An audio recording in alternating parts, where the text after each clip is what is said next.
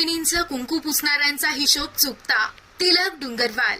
जम्मू काश्मीरच्या पहलगाम मध्ये आपल्या माता भगिनींचं कुंकू पुसणाऱ्या पाकिस्तानच्या दहशतवाद्यांचा बदला भारतीय सैन्यानं अखेर घेतला आहे. भारतीय सैन्यानं पाकिस्तानमधील दहशतवादी तळांवर हवाई हल्ला केला आणि ते उद्ध्वस्तही केलं. भारतीय सशस्त्र दलांनी पाकिस्तानमधील दहशतवादी तळांवर अचूक हल्ला केला. हे दहशतवादी अड्डे पाकिस्तान आणि पाकव्याप्त जम्मू आणि काश्मीरमध्ये होते. लष्कराच्या या हवाई हल्ल्याला ऑपरेशन सिंदूर असं योग्य नाव देऊन माता भगिनींचं कुंकू पुसणाऱ्यांचा हिशोब चुकता केला. ऑपरेशन सिंदूरद्वारे भारताचे दहशतवादाला चोख प्रत्युत्तर दिलं.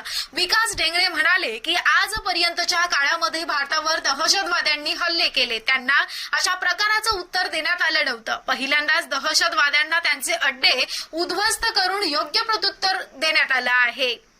त्यामुळं समर्थ ग्रुपच्या वतीनं नेवासा रोड या ठिकाणी भारतीय सैन्याचे सरकारचे फटाके वाजून भारत माता की जय या प्रकारे घोषणा देऊन अभिनंदन करून जल्लोष साजरा केला. यावेळी समर्थ ग्रुप, तिलक डुंगरवाल, विकास ढेंगळे, राहुल रणबिसे, भैरव शेठ मोरे, भरत ढेंगळे, अरविंद पटेल, प्रवीण काळे, प्रदीप उंडे, प्रसाद कटके, युवराज घोरपडे, राहुल लुक्कड, सलीम शेख, मनोज बोंबले, मेहबूब शेख, मुबारक शेख, भागवत बोंबले, महेश कौटाळे, मोहन तेलोरे, किरण गायकवाड, मनोज गायकवाड, शेखर उंडे, दीपक बोर्डे, विकास बोर्डे, शिवा गोरे, अभिजित राऊत, अमोल भडांगे, नितीन मोरे, देवराज मुळे, महेश रासकर, सुरेश फोपसे आदी जण उपस्थित होते.